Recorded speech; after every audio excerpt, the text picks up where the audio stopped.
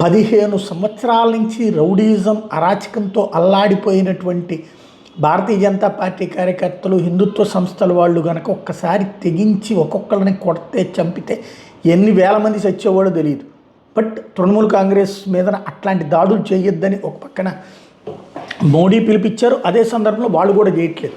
కానీ కొంతమంది ఎవరైతే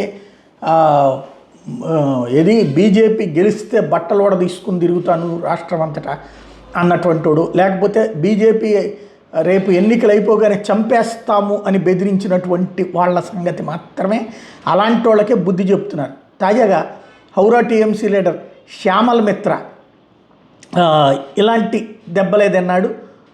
అతను మొన్నైతే భారతీయ జనతా పార్టీ వాళ్ళని రోడ్ల మీద రేపులు చేస్తాను, వాళ్ళెల్లో ఉన్న లేడీస్ని తీసుకొచ్చి అత్యాచారాలు చేస్తాము ఎన్నికలు అయిపోయాక అని చెప్పాడనమాట. అంటే భారతీయ జనతా పార్టీలో మహిళలే కాకుండా నాయకుల భార్యలు, ఇళ్లలో ఉన్న లేడీస్ అందరినీ తీసుకొచ్చి ఏదైనా చేస్తామని చెప్పాడనమాట, అరాచకాలు చేస్తామని చెప్పాడు. దాంతో రగిలినటువంటి వాళ్ళు ఇప్పుడు వాడు కనబడగానే పట్టుకుని చితకబాదినటువంటి సంఘటన ఇది.